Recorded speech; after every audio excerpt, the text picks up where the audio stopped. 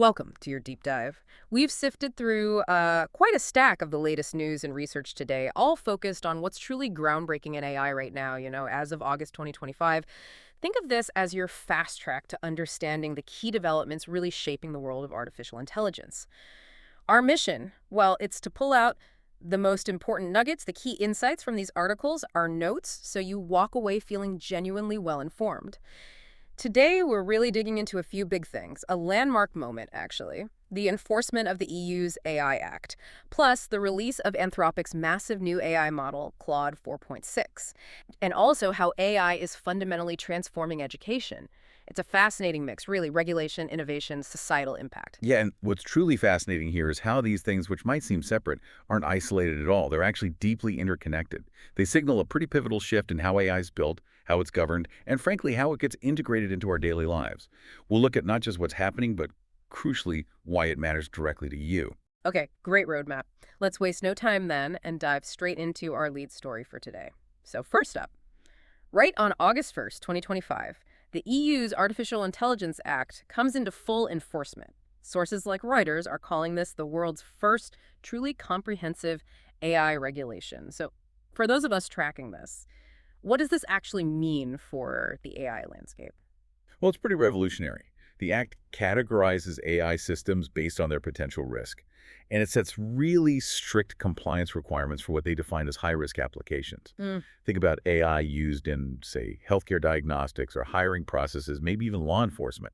These are areas where the stakes for individuals are incredibly high. Right. And when you say strict compliance, can you unpack that a bit? What does it actually involve for companies building these systems? Yeah, so for companies developing these high-risk AIs, there are significant new hurdles. They're facing transparency mandates, rigorous independent safety audits, and the very real potential for substantial fines. We're talking up to $35 million, which is about $37 million, for violations.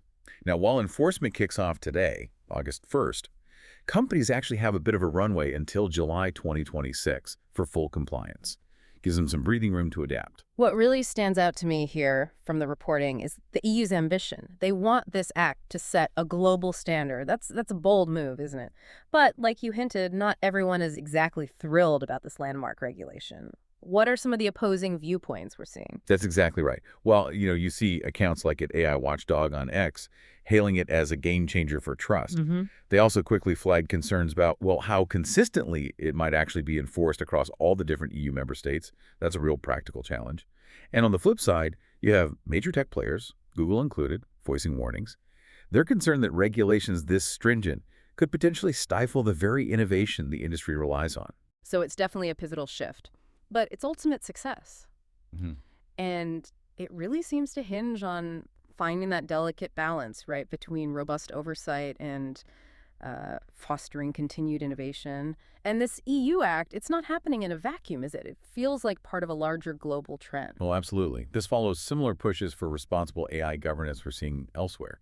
Think about India's AI mission or China's moves toward requiring safety audits for certain AI systems. It really underscores this worldwide recognition that, okay, this field is evolving incredibly fast and we need some form of governance structure. Okay, let's shift gears a bit. Moving from policy to some really powerful tech. Our next story is about a major new AI model release. Anthropic's Claude 4.6 launched just yesterday, July 31st. Reports, like from The Verge, describe it as a multimodal AI, so it can handle different types of input, text, images, maybe more all at once, and it has a staggering 700 billion parameters, parameters being those values that define the AI's knowledge. What else should we know about its capabilities? Yeah, 700 billion is massive. This model truly excels in several critical areas: complex reasoning, coding assistance, and quite sophisticated image analysis. To give you some perspective on performance, it scored an impressive 97% on the MMLU benchmark. 97%, wow. Right, that's a widely used test measuring AI understanding across dozens of subjects. It slightly edges out competitors like xAI's Grok 4.3, and perhaps crucially, independent evaluations from Hugging Face. The AI Community Hub show it significantly reduces AI hallucinations. Ah, the making things up problem. Exactly. By about 35% compared to his predecessor, Claude 4.5. That's a big step for reliability. That 35% reduction, that sounds really significant especially when we think about trust and actually using these things. Can you give us a concrete, real-world example? Where does that improve reliability make a difference beyond just, better chat? Good question. The Verge specifically highlighted its integration into Amazon's huge supply chain. There, it's apparently optimizing logistics by an impressive 18%. 18%. 18%, Hmm. which translates to more efficient deliveries, less waste. Real, tangible, operational impact shows these models are moving way beyond just conversation. So what's the ripple effect then? For the broader AI world, we're seeing praise for its safety-first design, which sounds good, but also some pretty significant concerns being raised. Indeed, you see positive buzz like at Tech Trends on X praising its focus on safety. Yeah. But then accounts like at Ethics and AI bring up a really critical point. Its sheer scale and the massive computational costs. Well, that raises valid questions about accessibility. Who can actually afford to run something like this? Right, the equity issue. Exactly. And this aligns with a broader trend IBM has noted towards more efficient, maybe agentic AI systems that don't just respond, but proactively act to achieve goals.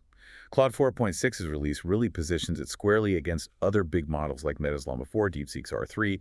It's pushing boundaries, but also forcing these discussions about responsible scaling and access. It's interesting how its focus on safety seems to align quite well with the goals of that EU AI Act we just discussed, emphasizing responsible development.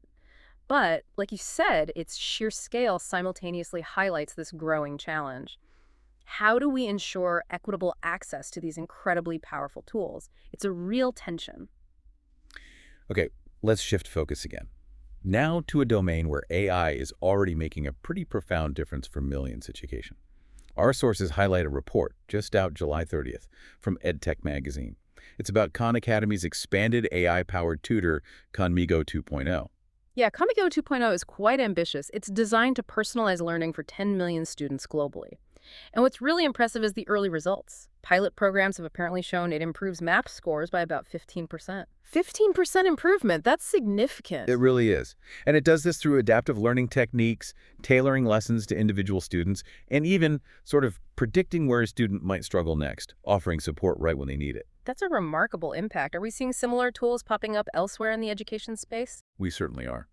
EdTech magazine also mentions tools like Google's Learnabout. They're transforming classrooms by offering things like real-time feedback, personalized learning paths.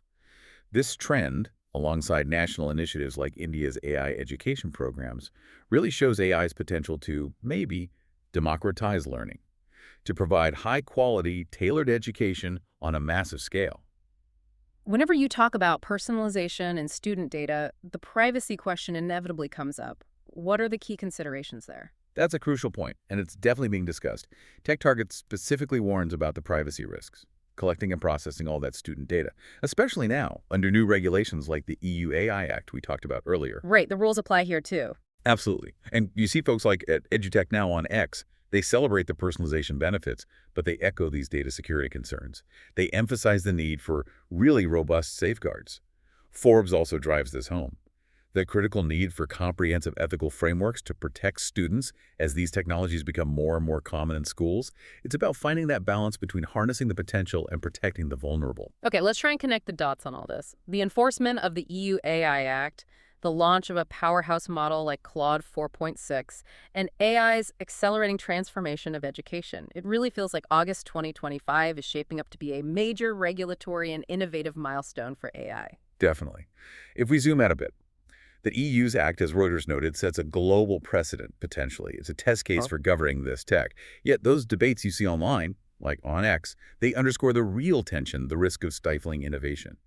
Meanwhile, Claude 4.6, as The Verge reported, marks a big advance in safe AI, which is good, but its sheer scale highlights these global development disparities and access challenges. Stanford's AI Index has pointed this out too. Right, who gets to benefit? And then in education, while AI is clearly revolutionizing learning, making it more personal, it's also demanding much stronger privacy and ethical guardrails, as our sources from EdTech Magazine and TechTarget made really clear. It almost sounds like developing AI under these new rules. It's going to feel like navigating a bit of a minefield for companies, doesn't it? It definitely adds layers of complexity, yeah. Yeah. Which brings up a really important question. How are organizations actually adopting this stuff? There was a recent McKinsey survey Pretty striking numbers. It shows that 71% of organizations are using generative AI in some capacity. 91%. Okay. But, and this is the key part, only 1% are considered mature in their deployment. Only 1%. Just one, which highlights significant hurdles in actually scaling these technologies effectively and responsibly. Yeah. There's a big gap between trying it out and really integrating it in a governed way. Wow. It's clearly a complex global picture unfolding. Exactly. And you have sources like The Guardian warning about the potential for regulatory fragmentation, different rules in different places. They're urging for greater global coordination to avoid a confusing patchwork that could hinder progress. So as AI integrates deeper into policy, into the tech itself, and into sectors like education, yeah, August 2025 really feels like a turning point. It's setting the stage for whatever comes next. So we've unpacked the EU AI Act's enforcement, Anthropic's powerful Claude 4.6, and AI's deepening impact on education. August 2025 is clearly a defining moment for AI's, let's say, responsible evolution, laying down foundational rules while simultaneously showing these incredible technological leaps. I think the central challenge, really, for all of us watching this unfold is balancing that immense potential of AI innovation with the absolutely crucial need for ethical governance and ensuring equitable access. How we strike that balance, that's what will determine whether AI truly uplifts society as a whole, or if it inadvertently creates new, perhaps deeper divides. And this is knowledge you can put to use right now. As you navigate this ever-evolving world of AI, maybe consider this. How will this global push for AI regulation influence the pace and maybe the very nature of the technological breakthroughs that impact your daily life? And maybe what role do you see for yourself in advocating for fair access and the ethical use of these incredibly powerful tools? Something to think about. Thanks for joining us for this deep dive. Stay curious, keep questioning the tech, and keep tuning in.